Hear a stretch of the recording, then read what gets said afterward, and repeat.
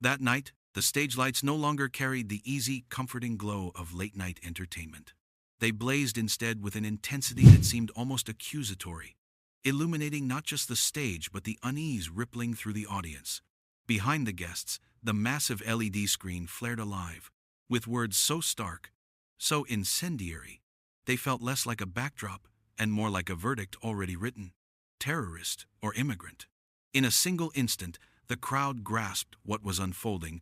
This would not be a night for jokes, laughter, or casual banter. The set had been transformed into an arena where words carried the weight of weapons. Jimmy Fallon, usually the master of levity, stumbled into an attempt to explain his confusion about the flood of political headlines, his tone somewhere between apologetic and uncertain.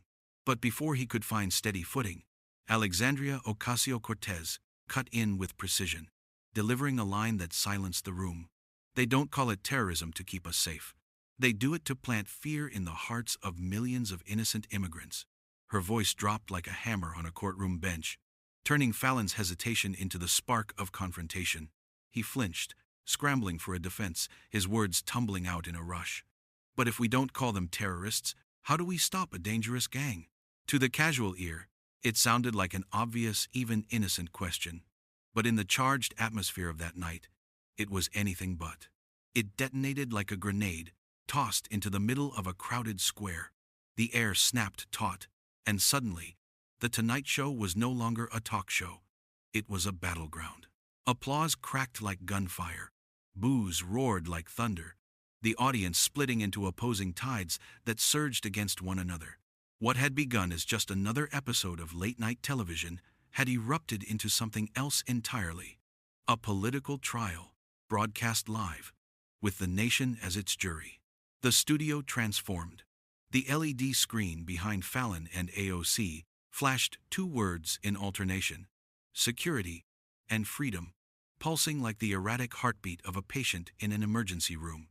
The cameras swept across the audience, a silver-haired veteran clutching his cap tightly, a young student streaming live to hundreds of friends, a middle-aged woman whispering to her son, worry etched in her eyes as if her own family was on trial.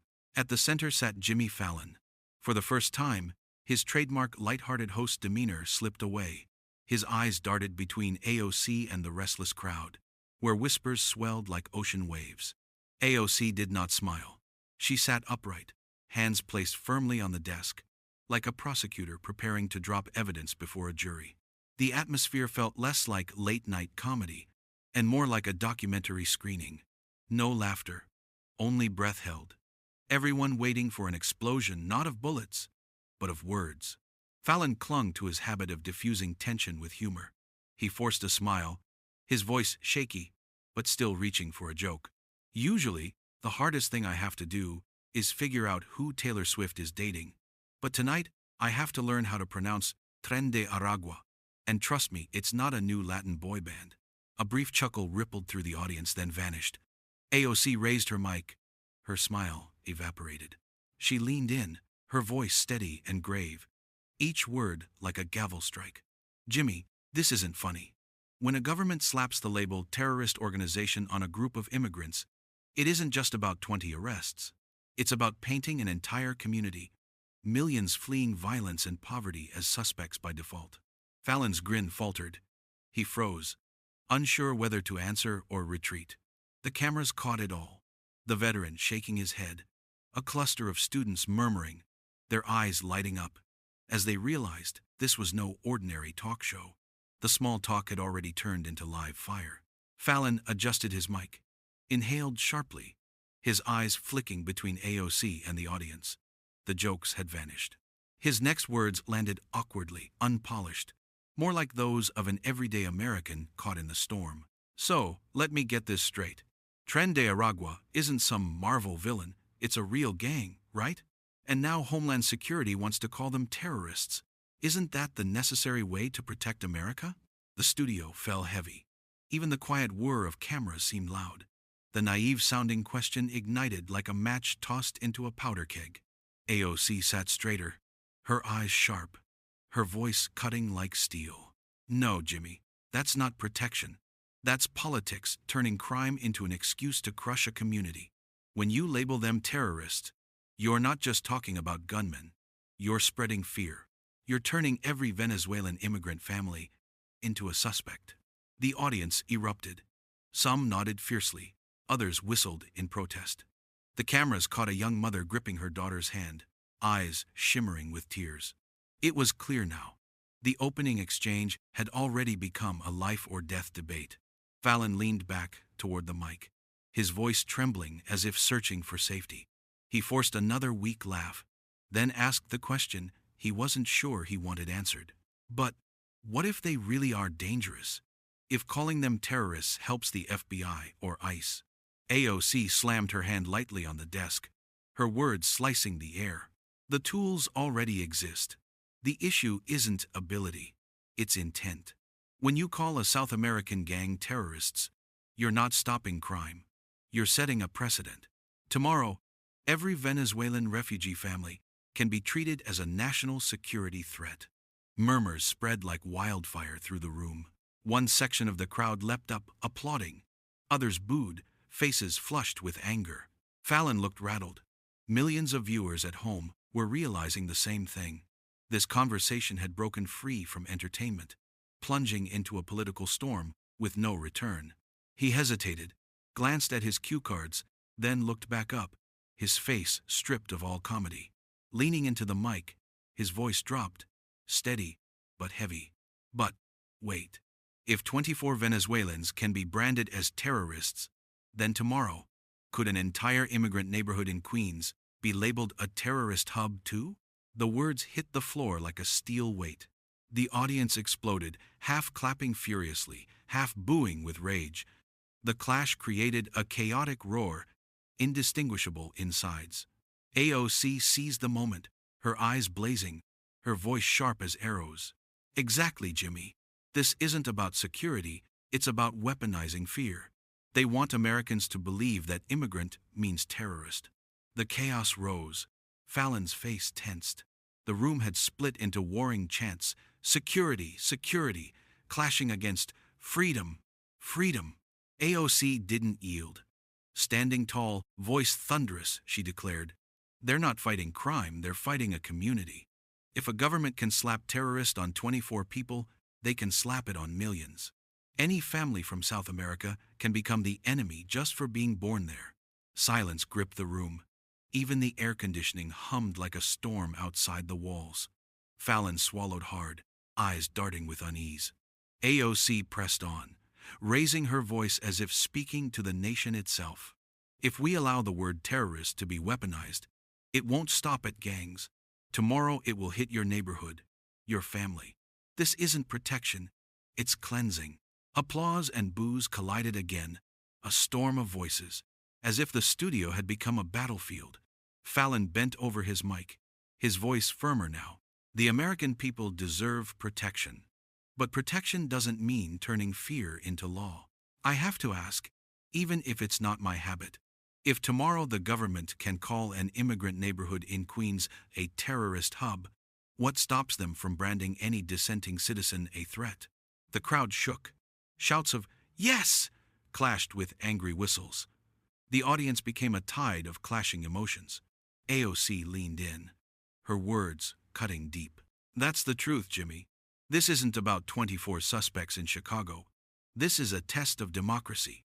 If we allow this, then tomorrow any immigrant, any citizen who dares to speak truth, can be called a terrorist. They're not just targeting crime, they're rewriting who counts as a citizen and who becomes the enemy." He active day. The room exploded again. Cameras swung to faces, fists in the air, tears streaming, live stream captions blazing. Fallon versus AOC. Truth or fear. This was no talk show anymore. This was a historic clash. And no one knew which side would win. As the chaos peaked, AOC's voice cut through. "We cannot call justice by the name of fear. And we cannot protect America by turning the American dream into a nightmare for those who seek it." Fallon, his voice steadier than ever, declared, "Americans deserve safety. But safety does not mean making fear into law. Because if tomorrow The government can call Queens a terrorist hub. What stops them from calling anyone who speaks out an enemy? The crowd erupted once more. Fallon looked down, then back up, his face solemn, his voice heavy with conviction. I'm not a politician. I'm not an activist. I'm just a host who usually makes people laugh. But tonight, the laughter is gone. What's left is one question. What do we want for America? Do we want security or do we want justice? And if they stand opposed, which side will we choose? The cameras lingered. Fallon's eyes glistened. His voice dropped to a final, resonant note. Because if we choose fear over truth, what we lose is not just immigrants, not just freedom. What we lose is the very soul of America. The lights dimmed. On the LED screen behind them, two words glowed like an epitaph. Security or freedom. The broadcast ended in silence. By morning, America had erupted. Phones lit up with one hashtag, number terrorist or immigrant. On TikTok, Fallon's question, could Queens become a terrorist hub, went viral, looped millions of times. Twitter split in two. Fallon, hailed as a truth-teller by some, condemned as a traitor by others. One talk show, one naive question, one night. That was all it took for America to find itself staring into a mirror it did not want to face. What began as a stage for jokes and celebrity chatter transformed into a tribunal, where the very definition of safety and freedom was put on trial.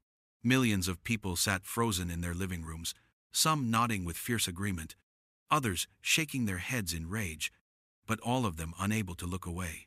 And the questions hung heavier than the stage lights themselves. What does security mean if the foundation beneath it is fear? What does freedom mean if it becomes a privilege, rationed only to those deemed acceptable by the powers in charge? And if the word terrorist can be redefined, reshaped, and repurposed every day, who among us will be next to wear that label? Your neighbor? Your community? Perhaps even you? This wasn't a scripted comedy bit. It wasn't harmless banter between host and guest. It was a fault line cracking wide open beneath the surface of American politics. Each word spoken by Fallon and AOC ricocheted far beyond the studio walls, into classrooms, into veterans' halls, into immigrant households where parents whispered nervously to their children about what tomorrow might bring. Now the nation finds itself with a choice. Is this about protecting the country, or is this about weaponizing fear to control it? Is the word terrorist being used as a shield against danger, or as a sword aimed at entire communities? Your voice matters here. Leave your thoughts in the comments below. Is this security, or is it something darker? Have you served in the military, stood guard at the border, or lived as part of an immigrant family who knows what it's like to be judged before being known? Tell your story, because numbers and labels cannot measure lived truth. They never have, and they never will. And if you want to witness, in real time, the debates that are shaping not just policies, but the very soul of America, subscribe to this channel. Because what happened on that stage was not entertainment. It was not comedy. It was a battle. A battle between truth and fear, justice and convenience, democracy and the temptation of control. The trial has begun, but the verdict is still unwritten.